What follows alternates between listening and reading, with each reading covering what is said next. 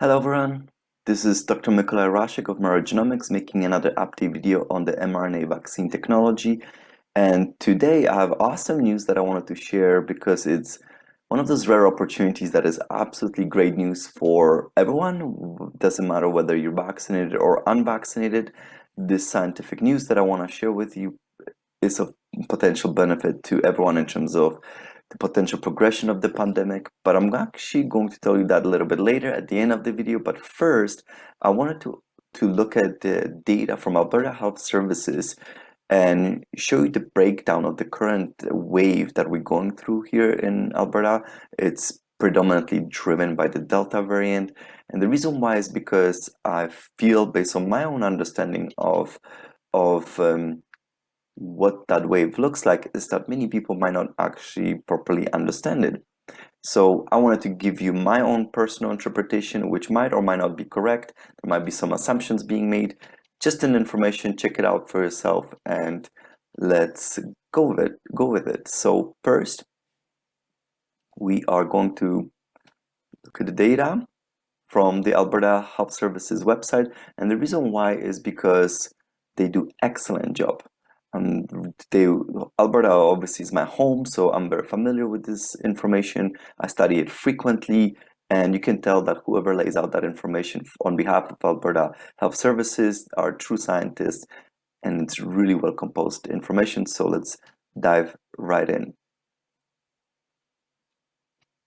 So this is the website I'm using, and let's just take a look at what the entire pandemic looks like. Here's the layout of the infection cases in Alberta since the start of the pandemic, here at the end of February till current day right there. So you can see there's approximately 4 different waves if you count the small one at the start of the pandemic.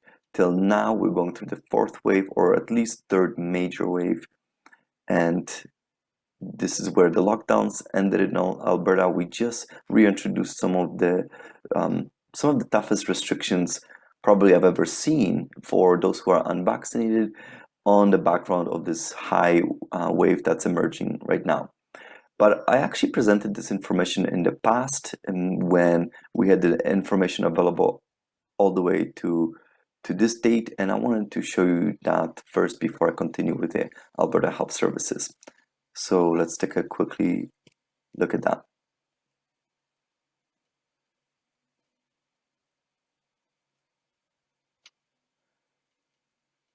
So here's the data. I changed the color, same graph, showing information all the way till approximately Canada Day. That's July 1st, when Alberta lifted all of its restrictions. And the reason why Alberta at the time lifted all of its restrictions was on the account that we reached very high status of vaccination. So this line marks when the vaccinations commence in Alberta, and this shows you the progression of vaccinations through that time span. And approximately at this moment, we reached 70% of all adult Albertans were vaccinated at least one time or both times, and that was the reason why lockdowns were lifted. So this actually wave we're going through will be already the 3rd wave during that background of vaccination. As the vaccinations were ongoing, as you can see, we're already going through some wave, and that wave then rapidly subsided, and this is assumed day of victory. What I also showed at the time is that this 2nd major wave was predominantly driven by an alpha variant. And so this shows you the makeup of, presumably this was first the wild type variant. This shows you the makeup of variants of concern as they were being tracked in Alberta, and you can see that predominantly it is driven by the alpha variant, and just at the end there you can see the delta variant starts to creep up. But in reality, variants of concern showed up at this sometime late in December previous year, and so did Delta, just somewhere around the time. So they were just trickling. Finally, Alpha was able to take over and start a new wave. In the background, Delta was still rarely seen, and then finally Delta starts to slowly increase right here. And here, what I just added was this sliver of black line, and that actually shows you how many people in Alberta died of all of the people who've been infected.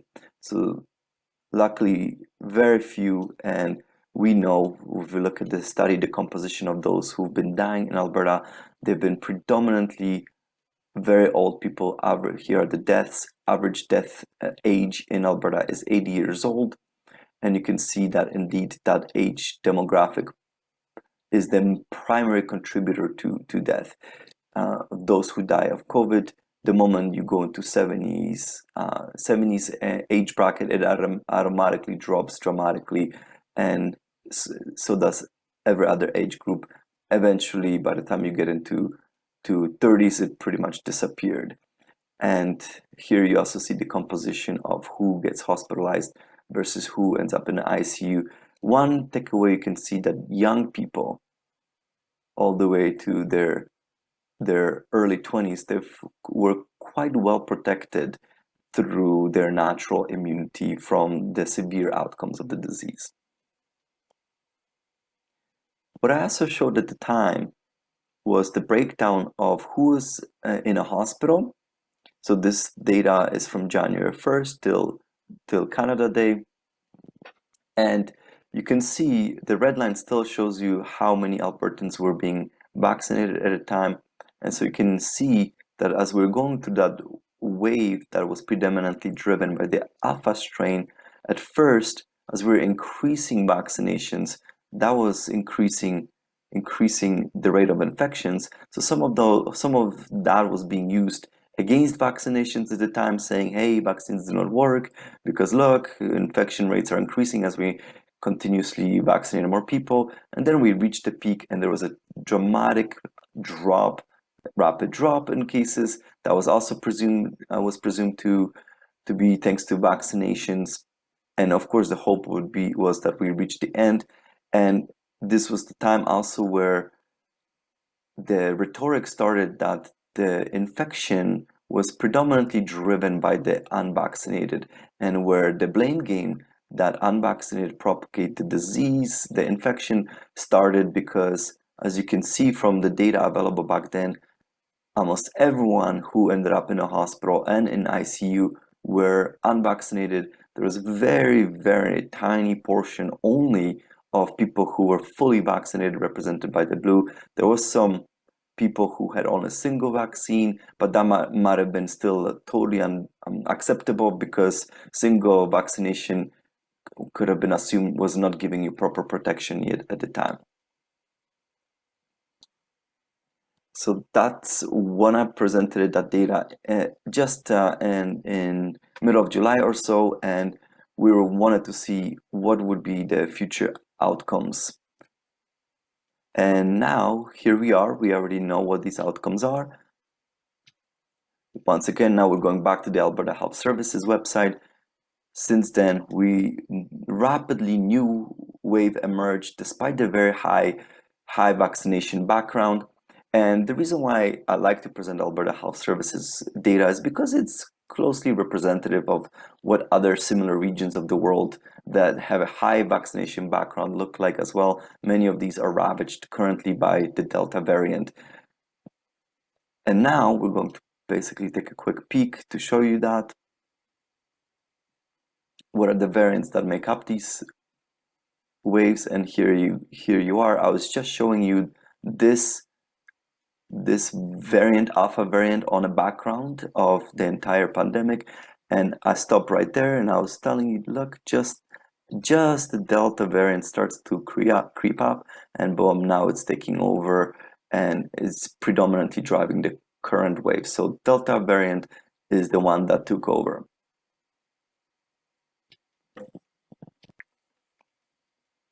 So one more thing we look at is vaccination outcomes as well in Alberta.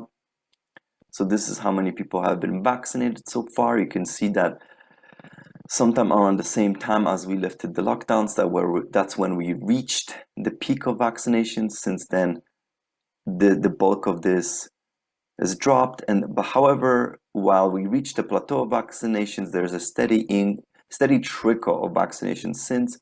there's been a recent spike. You can see that right there. That's because of the fact that new restrictions have been imposed, being quite punitive for those who are remaining unvaccinated, including risk of job loss. Hence, we see this spike. There is a preceding little increase right there, but I'll explain that to you. That's actually, as you can see right there, that actually comes from third booster shot. So Alberta has started providing third booster shot to people.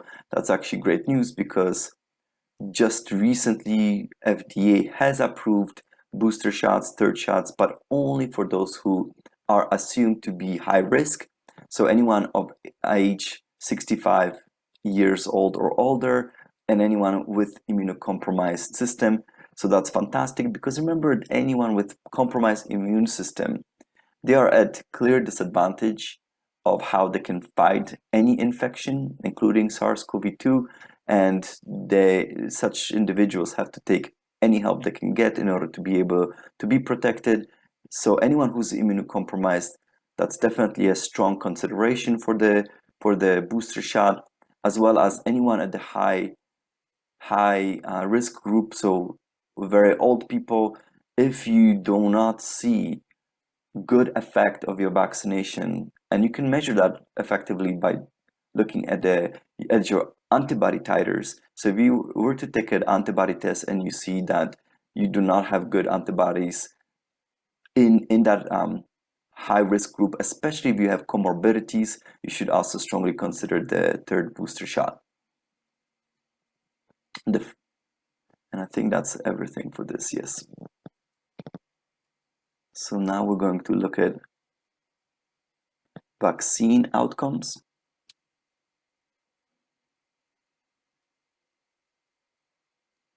And this is finally the data that I was showing you a moment ago. And this, we're back to the hospitalized cases right there and ICU cases. And we looked at this wave before. Now you see there's a new wave, and it looks quite different than before. And I'm worried that many people might not be aware of that at all. They still might think that this is the makeup of the wave. And I can tell you that this hospitalization breakdown is similar to what is also seen amongst those who have been tested for COVID-19. And the main take-home message here is the fact that there is a large portion of vaccinated people who have been infected and ended up in a hospital, about approximately 1/3. So you can tell right there, it's about almost 27% of all of those people who were in hospital. And this is similar to infections as well, is fully vaccinated. This portion right there is partially vaccinated. So together they comprise approximately 1/3. So what this means is that potentially we having a wrong focus, because right now we're fully focused on who's vaccinated versus not, but approximately 1/3 of everyone who's infected is already vaccinated. So vaccinated people can clearly, this shows that vaccinated people can be infected and contribute to spreading that infection. Because whether you're vaccinated or not, if you are infected, you can then spread that infection. So the potentially main focus shouldn't be on whether you're vaccinated or not at this stage, but whether you are infectious. So I'm worried that looking at the vaccine passport is not the wise solution, as good of a solution as would be if we're actually back to mass screening everyone to catch who's actually infectious, because you still could be vaccinated and infectious. And the reason why that's important is because if we strictly just restrict the unvaccinated, we're completely ignoring the fact that there is a still portion of people that could be spreading the disease after vaccination, and we're not catching that at all. And yet they will be contributing to spread and potentially harm the most vulnerable group, which are our elderly. And I'll show you some data that might actually suggest that indeed. So of course, everyone will be like, oh no, not mass screening again. Nobody liked it. But I'm talking about, imagine if we had something available to us that was very easy and efficient. So we're not talking about anything that goes inside your nose, just some simple test that we should adopt for very frequent mass screening. And the reason why is because we need to know who's infectious, and that's how we need to be able to fight the spread, because clearly the breakdown of this wave shows that this is no longer just unvaccinated that are contributing to what is happening. And this data in Alberta is strictly based on symptomatic cases, and the reason why is because Alberta actually stopped testing asymptomatic cases, and we don't even know what's happening amongst people who have no symptoms, and how many of the people who are infected but have no symptoms are vaccinated versus not. And I wouldn't be surprised if in asymptomatic cases the proportion of vaccinated people was even larger than in the symptomatic cases, because it kind of makes sense that if you're vaccinated and vaccines clearly protect you from severe symptoms, they might also protect you from showing any symptoms while you still could be infectious. So I think the true focus should be now on screening the populations for who's infectious and not screening the population for who's vaccinated, because we run the risk of missing out on this contributing segment of the population. And I'm going to go back into the details in a moment. Now let's take a look at severe outcomes. So this is now the same data that I was just showing you, which was hospitalized cases and ICU cases, and I'll go back to that, but put together. And what this graph shows you, that the current wave that we have on a very high vaccination background is in fact now the biggest wave we've had in Alberta in terms both of all the infection cases as well as those who are in the ICUs. So, and this is why we introduced these heavy restrictions. But again, remember, 1/3 of all of these participants are vaccinated. So the very heavy vaccination background did not unfortunately stop the wave and did not stop infection amongst vaccinated. And we need to deal with that and we need to understand that, because we need to know how to protect our populations, especially the vaccinated, because they make up now the majority of the population. And then finally, we take a look at this, and this shows you all the deaths from COVID-19. So you can see this was the wild type variant previously, then this was the second big wave, which was the alpha variant. But you can see massive drop in deaths. Unfortunately, the current wave right now, the Delta wave, we are already increasing number of deaths. So this current wave is deadlier than the previous wave we've seen with the alpha. Okay, we're gonna go back to the vaccine outcomes now again, but now we'll look at the tables and go into details. So here we have a breakdown based on vaccination status, who's completely vaccinated or unvaccinated or partially vaccinated. Partially means, of course, one dose only. And you can see, and I'm lumping both fully vaccinated and partially vaccinated together, they make up approximately 1/3 of all the new cases. Same with active cases right there, and hospitalized cases, even though this number is approximately 25% here, I was just showing you a moment ago that it's now higher than that, approximately 1/3 as well.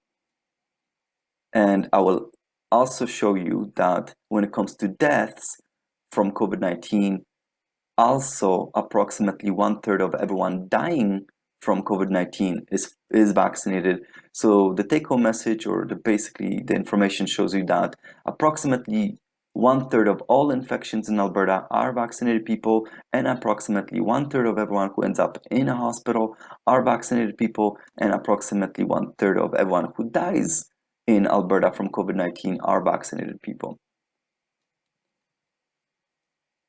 Here is the data that breaks down all of those cases in the last 120 days based on age and vaccination category as well. This goes even greater detail whether the person had a condition or not.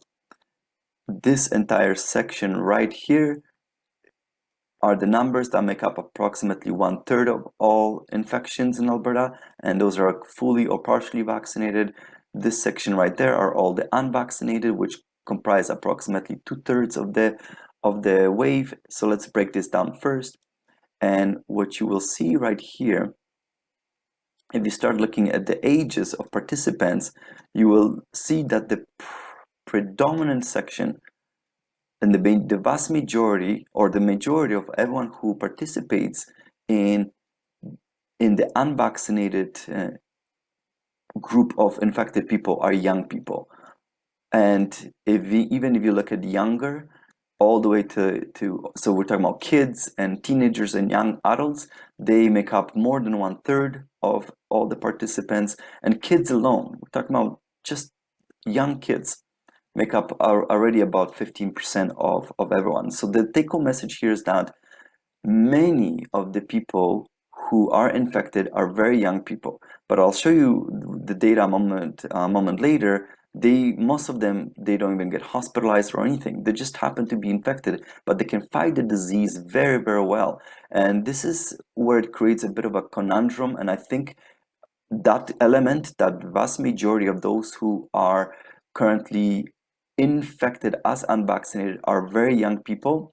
And the reason why this must be understood is because there is a very strong and oftentimes condemning or shaming type of rhetoric against unvaccinated. But please keep in mind that most of that language, whether you know it or not, is actually directed against very young people. We talk about kids, teenagers, and young adults. And the reason why that's of potential concern is because these are very vulnerable people. Oftentimes, such young people, they will not have the same mental defenses as older people who can better understand as to what is being talked about. And many of these people might not understand why exactly they are under such a fierce attack in the media.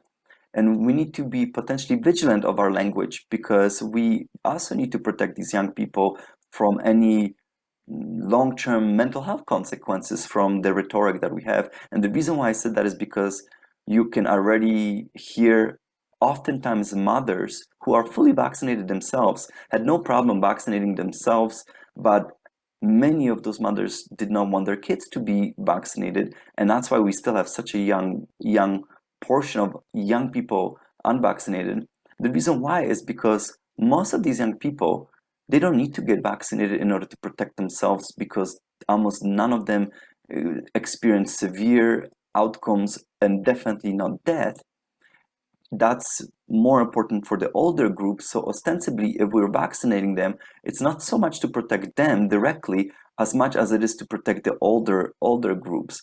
And because we also know there are potential side effects from vaccines, many parents decided that perhaps that risk is not worth it for their very young children or teenagers. So that's one of the reasons why so many of them still remain unvaccinated. And yet currently, you hear mothers talk about what an incredible stress these children are under because of the current rhetoric that they're facing, as a consequence of much of a blame being placed for what is happening currently in Alberta on the young people, on the unvaccinated. But remember, those unvaccinated predominantly are very young people. So keep that in mind to make the distinction when you're choosing to be placing shaming language. At least make sure it's directed to the adults and not the children. So I thought that might have been an important message that many people might miss and not understand, that predominantly it's unvaccinated are young people.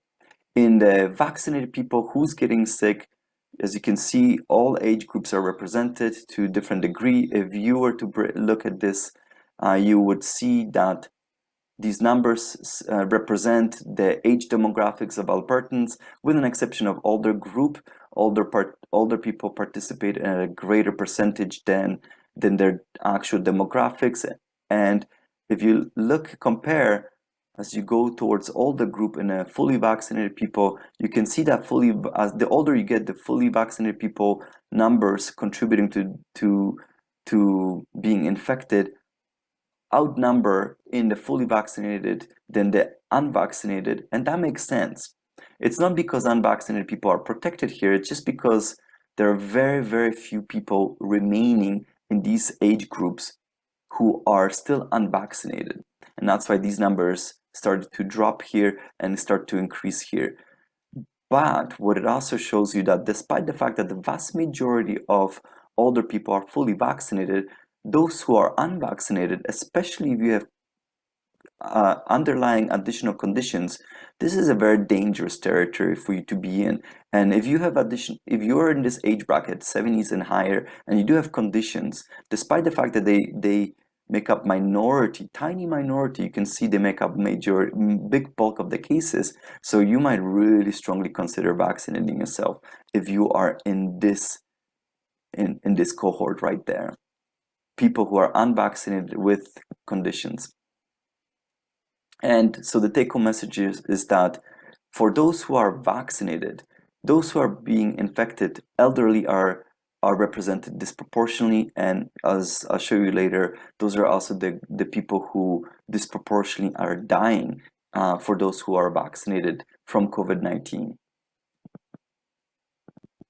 So we're going to now take a look at hospital cases. The take-home message here predominantly is to show you that number one, vaccines clearly protect you from severe outcomes. This is hospitalization where you have severe COVID-19 symptoms. But also another take-home message is that all the people, the young people that were predominantly driving the wave that we see right now, they're not getting hospitalized. They represent very tiny minority. They're just naturally protected. So they get infected, but they do not experience severe outcomes.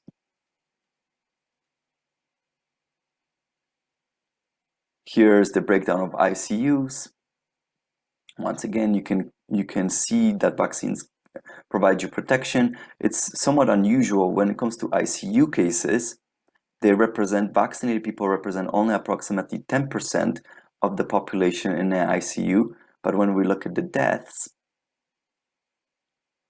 when it comes to the deaths of who's dying from COVID-19, still approximately 1/3 of vaccinated people die from COVID-19. So for some reason, if we look at this information right here, people who are vaccinated and end up in a hospital, the representation of these people is not the same in the ICUs. And I suspect the reason why we see greater portion of unvaccinated in ICU than vaccinated is because those who do get hospitalized with COVID-19 might end up dying faster than they end up in the ICU. And the reason for that might be is because those are the really old people. So they are under severe danger. And you can see that if we look at the death, the age brackets, the breakdown of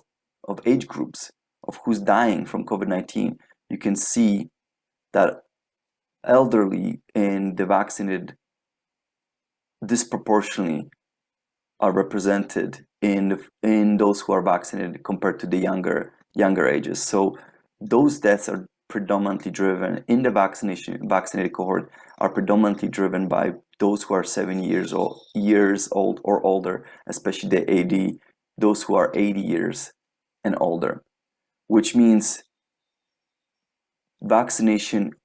That's not a surprise, obviously, as we saw at the start of the pandemic, elderly were immediately at high risk. It looks like even if you're vaccinated, those who post-vaccination who will be at the highest risk, once again, no surprise, will be the oldest people.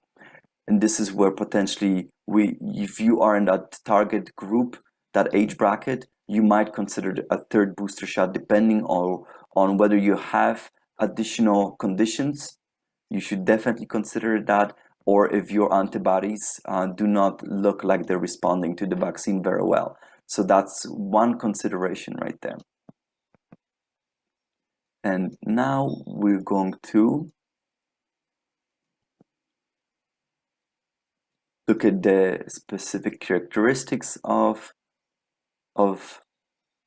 the pandemic, and we're going to look at it by age. And this is the current Delta wave, this is the Alpha wave, this is the previous wild type wave, and what we're going to see is that, let's focus on the very first wave. You can see that young people in their 30s to 50s are the predominant contributors to who's getting infected. Second is people in their 20s. Then there were elderly. Finally, we're talking about teenagers, children, and then at the end was babies and very old people. And if you look at this representation, that's very similar to what the actual Alberta demographics are. So if we look at the Alberta demographics and which ages are most frequently observed in Alberta right here, if you were to break them down into these age groups, you would see that these people who are infected represent the basically distribution of ages in Alberta. So what it means is everyone is participating somewhat evenly in the pandemic, with the only exception of the very old people right here, those who are 80 years old and older. Their proportion is much lower than the participation, and that perhaps indicates because they were the most vulnerable. In a subsequent alpha wave, the breakdown of these ages is similar, with an exception that the elderly, those who are 60 years old and older, and especially the very old, those who are 80 years old and older, their participation is reduced. And there could be multiple reasons for that. Number one, most likely, is because those are the first people who were vaccinated first. So when we started vaccinating, somewhere right here, right before this mysterious dip, we started vaccinating. That dip, by the way, came from, you can see, this was the Christmas little extra peak of infections. We had lockdowns in Christmas in a subsequent year. So there was, we had despite that lockdown, that was the Christmas little dip right there. But my point is that we started vaccinating right here. When we started vaccinating, we started first vaccinating healthcare workers and all the old people, and that actually, this reduction we see right here might be thanks to vaccination protection. Of course, we also had a number of people die as well. And then finally, we were still monitoring heavily everyone, including asymptomatic cases. So we had a very good system in place, potentially carefully monitoring who's getting access to this most vulnerable people, the most elderly. Since July 1st, we removed all the restrictions. Everyone was allowed to mingle, and especially if you're now vaccinated, if you can prove that you're vaccinated, you are free to interact and go anywhere as well. But what you can see as a consequence in this current Delta wave, and by the way, the numbers you see, those are 7-day moving average. So every day you see here, if I click on any given point, that's a 7 days average for that particular point. This is why this data is not reaching the actual peak yet, because it's just average. But you can see that the age breakdown of the current Delta wave is the same as before, with an exception that now kids are getting infected faster than the teenagers. And the worrying trend that we see right here is that the 80-year-olds are participating at higher numbers once again, and that's a worrisome trend. The reason why is because obviously they're the most vulnerable, and they're the ones who are most likely to die despite vaccination from COVID-19. So we need to remove this if we can, and go back to this level of protection where almost none of them participate. And I'm more worried what's happening is that we might have a false hope of protection from vaccination, and we might inadvertently infecting our elderly, thinking everyone is protected if you're vaccinated, whereas the data, as I clearly showed you, shows that despite vaccination, still large portion of vaccinated can be infected and spreading the infection. And potentially, and as I mentioned, the reason why we want to be not focusing on vaccination versus unvaccinated, but on testing, in the least we should be focused on testing in the least who's coming in contact with our most vulnerable groups, those who are the oldest and immunocompromised. But I personally think we should be potentially bringing this type of testing back to everyone. And the reason why, and I'll show you once again.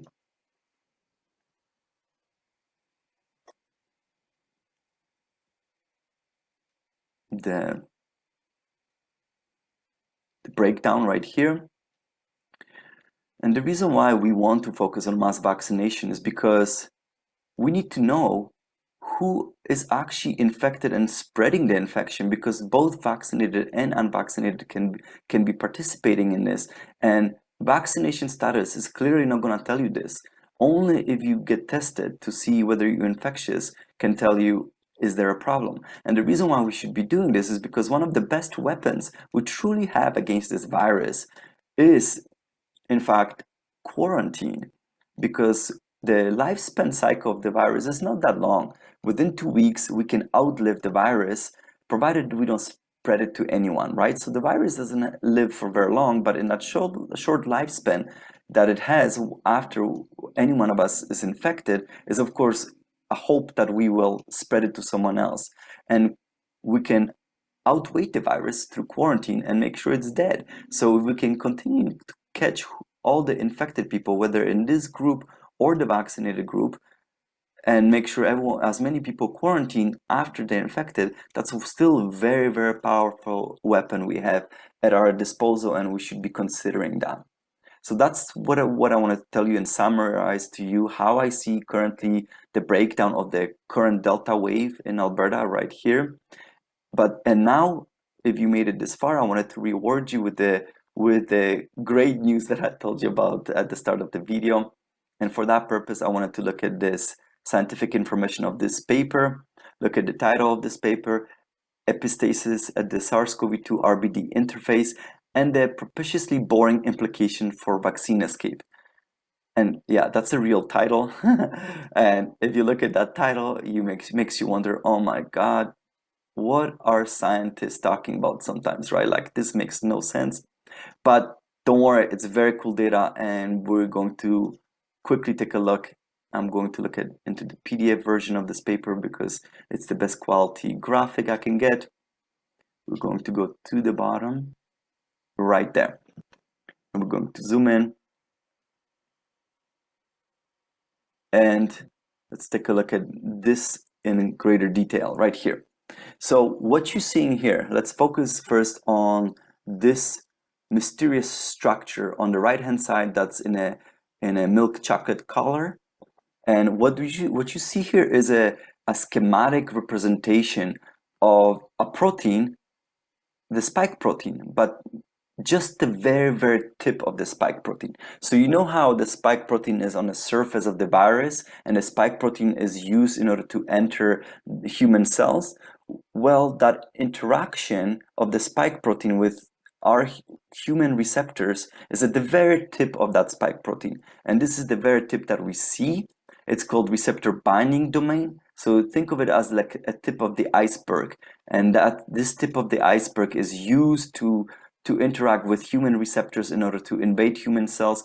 Below the structure is the rest of the spike protein, but we're only focusing on the tip. And I'll explain right away what are all these squiggly lines.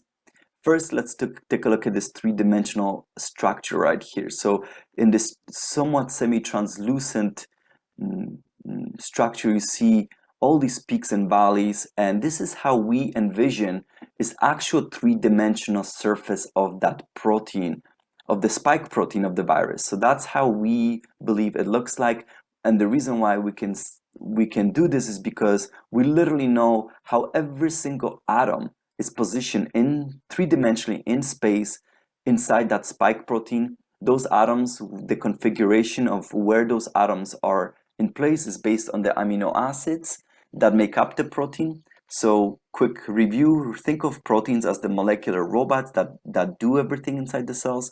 These proteins are based on genetic material. The vaccine or provides that genetic material, and alternatively, if you get naturally infected with SARS-CoV-2 virus, the SARS-CoV-2 virus provides that genetic material. And then you build the protein from that genetic material. And think of building protein as similar to if you take pieces of Lego and you build some Lego structure. So every single brick in that Lego structure, every single Lego brick, it would be equivalent to one amino acid. But now think of it like every single brick was connected together through a long chain, and that's what you need to use to build that Lego structure. That's how proteins are built. And this is why you see all that ribbon, that squiggly. It actually follows the chain of continuous chain of amino acids. So once you make these amino acids, they fold on themselves and end up creating these complicated three-dimensional structures that give a specific shape. And here at this particular area right here that is mapped out in a three-dimensional fashion, this is the area that has been figured out is absolutely required for the spike protein at the tip of this receptor binding domain to actually interact with the human receptor. And you can see its shape is somewhat looks like pincers. And that's because this is exactly where the ACE2 receptor falls right in. Okay, so this is complicated way to show you exactly which surface area is absolutely needed for the virus to interact with human receptors called ACE2 to infect cells. Now let's take a look at this structure in gold on the left-hand side. And what you see here is exactly same protein. The receptor binding domain of the spike protein, again, the very tip of the iceberg of the spike protein. And once again, you see a map here. And what this surface area shows you, it's the surface area of that same spike protein that is now needed to bind the most protective antibodies. So these antibodies are called neutralizing antibodies, and the name neutralizing antibodies basically means that they effectively prevent the virus from infecting you. And you can immediately appreciate that the reason why these antibodies would be so good at neutralizing is because they hit the spike protein, they grab the virus exactly at an area where it hurts the most, because that if you create an antibody that targets this area, well, this is exactly the same area that the virus needs in order to interact with the human receptor and infect human cells. So if you can create an antibody that actually targets that exactly same area, you hit a jackpot.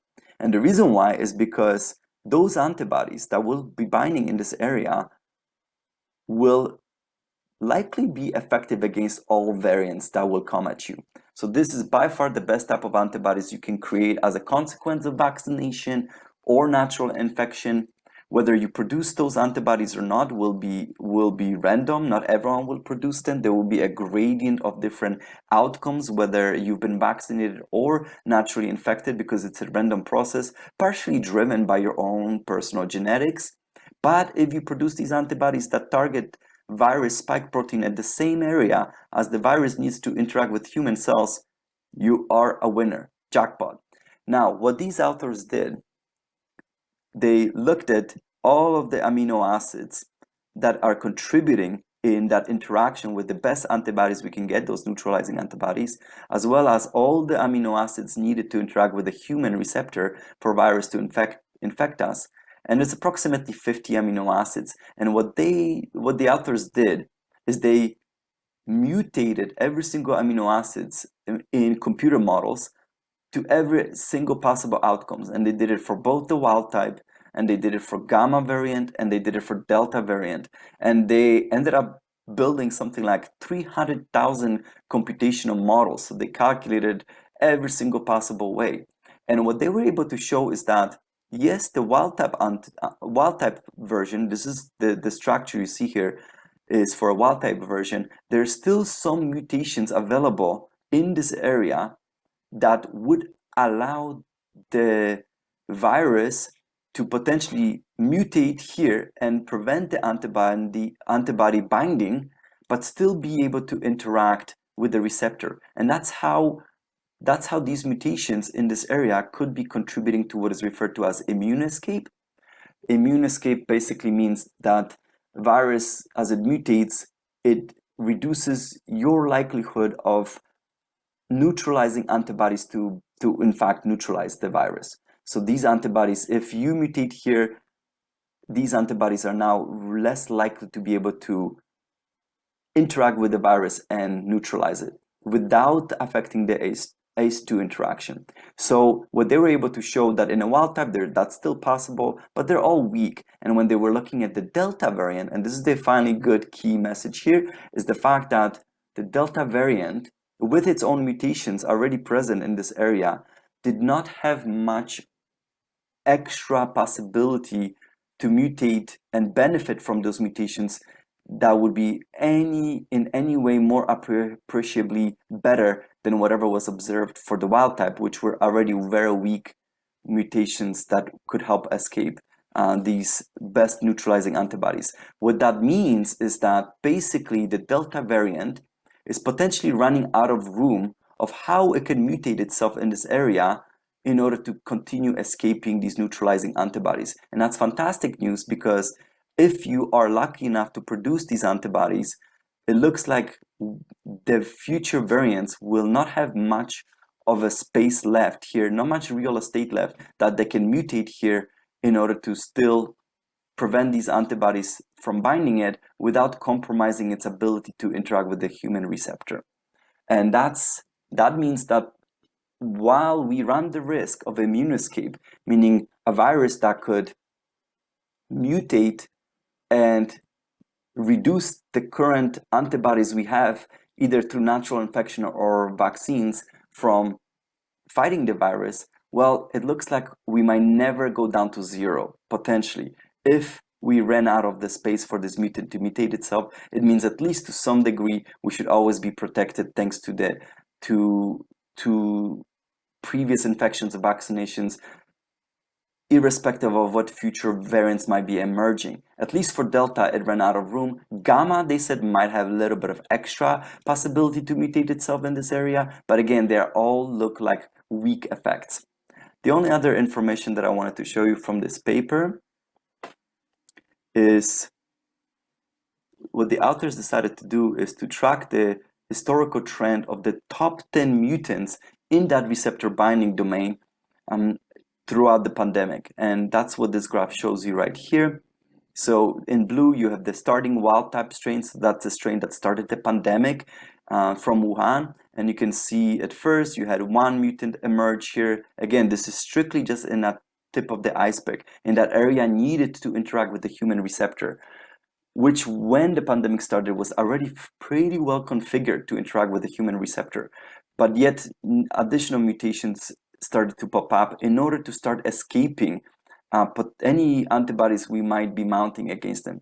So that mutant didn't do very well, eventually was replaced by this mutant right here. And you can see this mutant eventually took over in large measure while the wild type strain disappeared. This mutant right here help to increase the interaction with ACE2 receptor, and that mutant right here represents the alpha strain. So you can see alpha strain took over, and there were other strains that started to take over. There was one variant that had 2 mutations. This is actually in fact the Delta variant. As you can see, at the time of the study was still on the rise. By now it took over in many regions of the world. And there was even more complicated mutations. You can even see emergence of 3 mutations, and that's the gamma variant right there. And you can see gamma variant retain the mutant of alpha variant. That's the mutant that helps to interact with ACE2 receptor, so makes the virus more infectious. But this mutant, what's interesting, it actually reduced the positive effect for the virus of this mutation, but at the same time, while compromised the effectiveness of this mutation, the mutation also reduced antibody interaction. So this is how gamma used this background in order to start escaping neutralizing antibodies. And if we were to zoom in into just this section from 0 to 0.1, we see the remainder last other few strains that have been most dominant, and you can see the gamma variant continues to produce other versions, and they were still on the rise. So we don't know yet what the future variant will be once the Delta wave is done, but the the potential risk is that if we have these variants now infecting vaccinated people, well, remember, vaccinated people, if they get infected, they still mount the pressure of antibodies against the virus. So the risk of so many vaccinated people participating now in the infection is that vaccinated people with antibodies might mount selective pressure for these variants to potentially attempt to escape those antibodies. And same with unvaccinated people, they could potentially be contributing to selection of new, more dangerous variants as well if they have antibodies. If they don't have antibodies inside of them, if you're unvaccinated and you don't have antibodies, then you're like a virgin. You have nothing. It's only your innate immunity that is protecting you at that point. But anyone who has antibodies inside of them and gets infected potentially runs the risk of being able to mount selective pressure for the virus to start escaping interaction with these antibodies. And that's one of the reasons, again, why we should be screening more frequently from now on, because of the fact how many people are now contributing to the infection. So that's everything I wanted to show you for this video. That was a lot of science, but it gives you very good background as to what the pandemic currently looks like, and what the breakdown of the latest wave is, and potential misunderstanding. And I think personally, us focusing around the world on vaccination versus not being vaccinated makes no sense. What we should be truly focusing is on who is infectious, and we should be trying to catch the people who are infectious, and that is now both either vaccinated or unvaccinated, more often unvaccinated. However, keep in mind, when unvaccinated, it's mostly young people. And therefore, those who are infectious, that's the idea we should be catching, monitoring, and quarantining it. So hopefully we will see some change with regards to that policy. That's all I wanted to make to tell you. This is a longer video, but if you made it this far, give us a like, leave us a comment, and subscribe to the channel, and we'll look forward to seeing you next time. Bye for now, everyone.